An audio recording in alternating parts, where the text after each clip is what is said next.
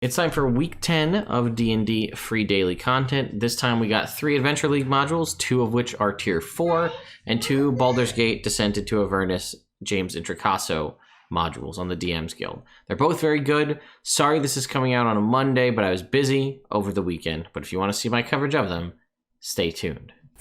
Can you say hi, buddy? Hi. What's going on? Sonic. Yeah, Sonic. Well, Sure.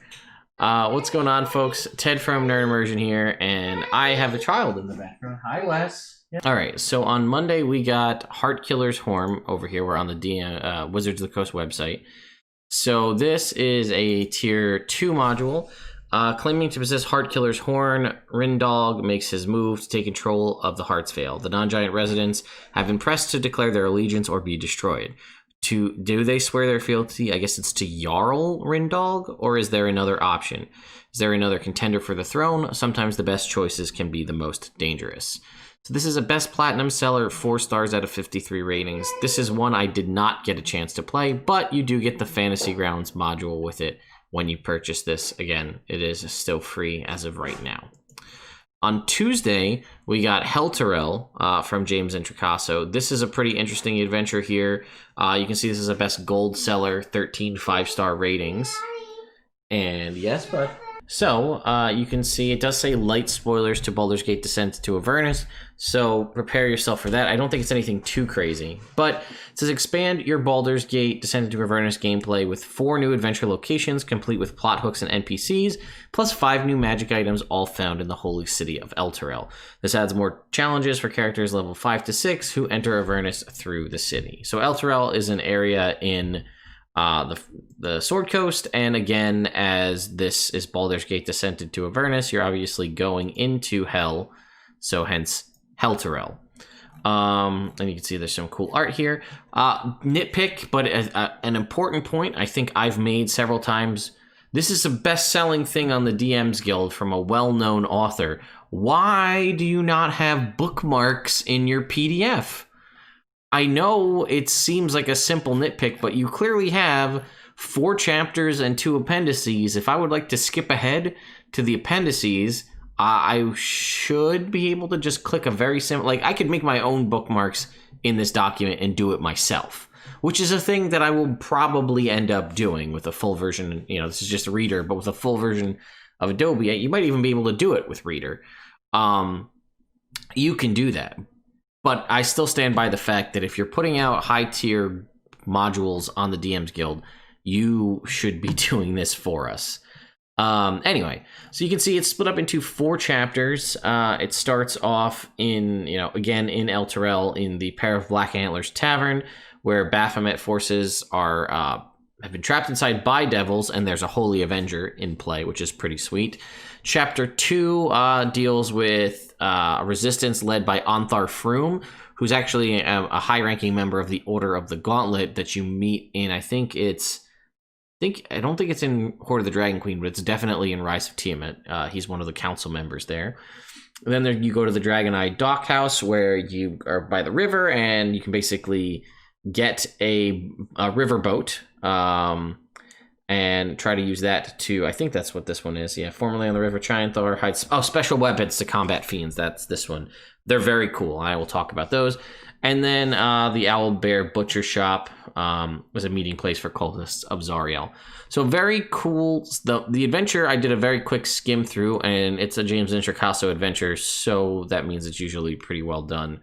James is a really talented and skilled writer, so I really do appreciate his materials here.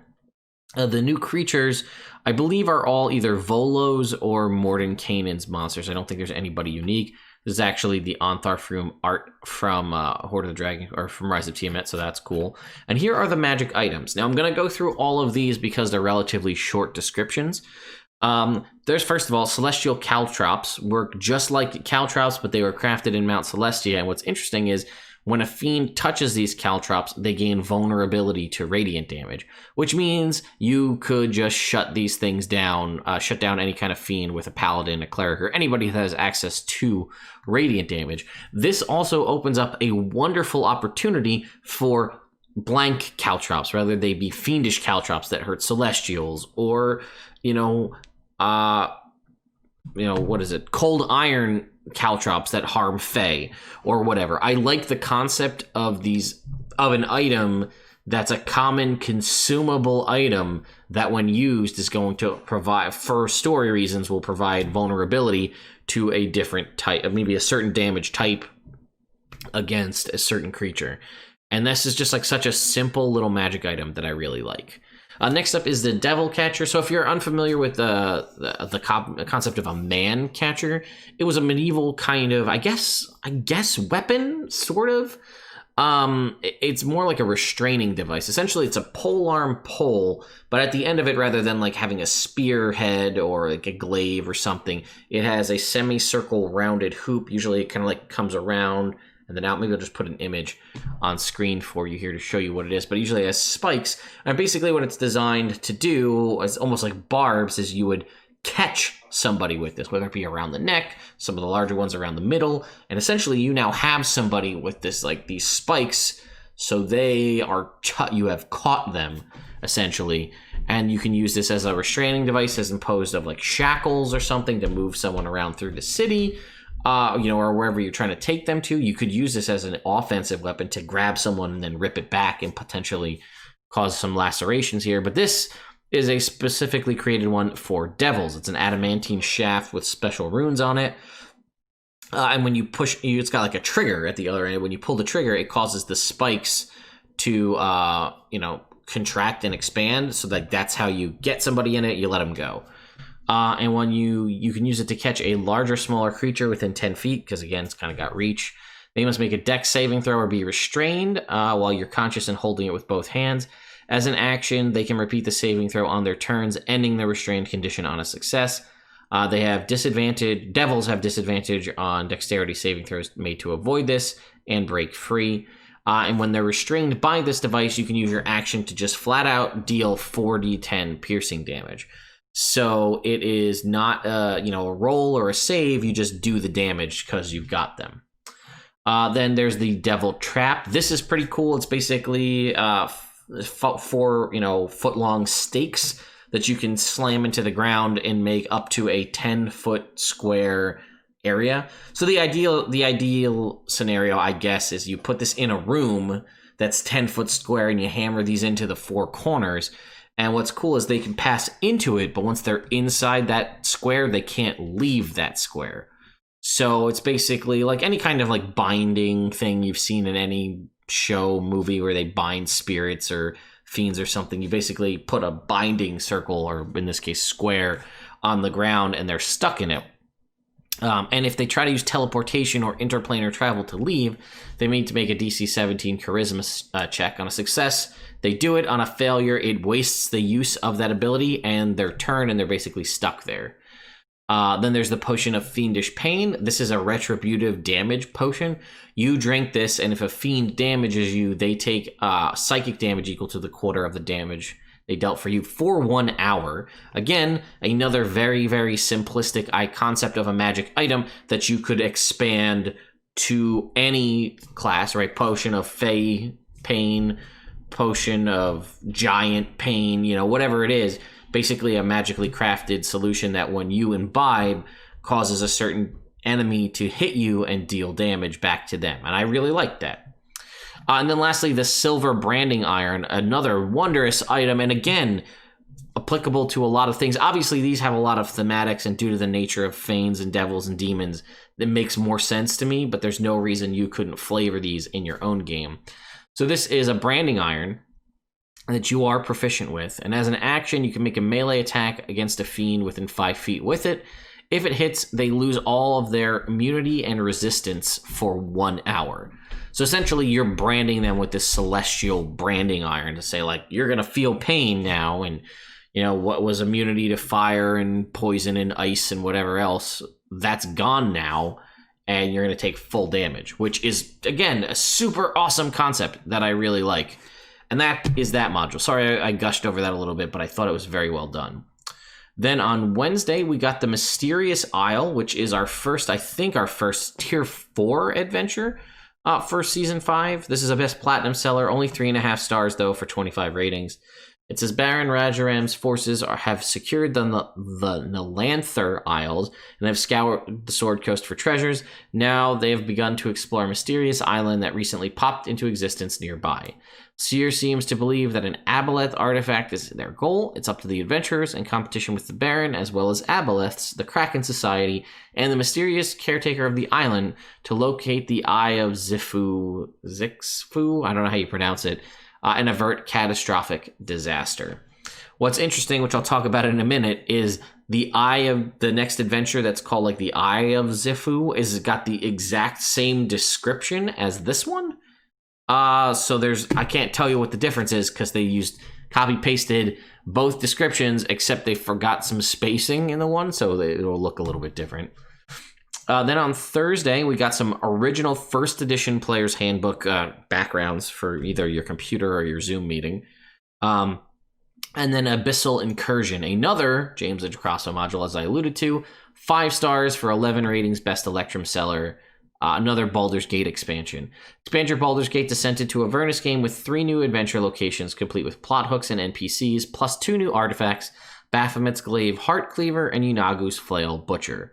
This supplement adds more challenges for characters of level 8 and above who dare to face the Demon Lords on the River Styx. And this is just awesome. So let's go to the top here. Take a look. So, once again, no bookmarks. This is a 3-chapter module. So the first one is, which I thought was a really cool concept, an elemental galleon from Eberron is stuck in the River Styx. Because in theory, right, the 9 hells are the 9 hells that really, they cover the 9 hells, whether it be in Eberron or in Faerun. But if you can deal with the boat's Yugoloth inhabitants and find a way to get the vessel moving, you can now use this to traverse the River Styx. Very cool concept right out the gate. Then you are invaded. He's invaded the 9 hells with a war barge. And then it says you might come here to cut a deal, free a prisoner, or battle Baphomet. So that could be like a boat battle potentially. And then lastly is Yunagu's monster. And it says Yunagu's forces ride the River Styx in a massive beast called Kroketoic. Let me see if I can look it up real quick, because it has a name and it's really funky, and the creature is also really weird. It's like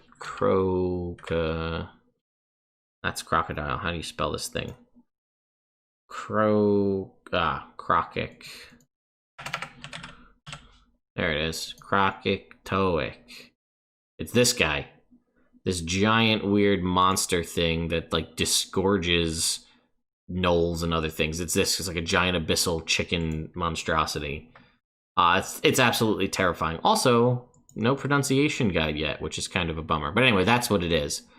And it says the characters might enter the beast for any number of reasons, like to destroy the Demon Lord or to use its bile as a way to break the chains of El Tyrell. And then again, new monsters and then new magic items. So I'm not going to go over both magic items. Also, the art in here is phenomenal. Because they are artifacts. So they're pretty substantial descriptions, but I will, the new creatures are nothing too out of the ordinary. I think most of these are contained in Warden Kanan's Tome of Foes. But I will go over Butcher, because Yunagu is my favorite Demon Lord, because I love gnolls, and I will go over his weapon because it's super badass. And then I'll leave you Baphomet's Glaive to check it out for yourself. It says Yunagu's 3-headed flail Butcher is built from the bones and flesh of a deity that the Gnoll Lord murdered. I'd love to know which deity it is. Each rusty chain ends in a barbed head, and it screams with discordant laughter when swung. While you're attuned to Butcher, your body changes so you look like a gnoll, though you still retain your size. It does a D12 as opposed to a D8, and once per round when you make an attack, has reach, I should say as well. When you make an attack with Butcher and hit, you can choose one of the following effects. The attack does an extra 2d12 bludgeoning damage. The target must make a DC 17 con save or be paralyzed until the start of your next turn, or a DC 17 wisdom saving throw or be affected by the confusion spell until the start of your next turn. It is an artifact, so it comes with 1 minor beneficial, 1 major beneficial, 1 minor detrimental, and 1 major detrimental property. Demonic Hunger allows you to consume corpses over a period of time to gain hit points. Medium or smaller is 5 minutes. Smaller medium is 5 minutes to consume to get a D10 hit points. 10 minutes for a large creature for 2d10, 1 hour for a huge creature for 4d10, and 8 hours for a gargantuan creature and 8d10 hit points. Resistance to cold, fire, and lightning damage. You can cast invisibility once per short rest without needing any spells or materials. You can speak, read, and write Abyssal and Null. When you reduce a creature to 0 hit points, you can take a bonus action to move up to half your speed and make another attack with Butcher. And if you hit a creature with the flail, you can use a bonus action to force them to make a strength save tied off your strength to be pushed 15 feet away from you. And if they fail by 5 or more, they also are knocked prone. But here's the tricky part. If Yeenoghu is permanently killed, the flail crumbles into ash. So I'm trying to figure out the scenario where you gain access to this artifact, because I feel like if you have it, Yeenoghu is still alive. Therefore, he would want his weapon, I assume.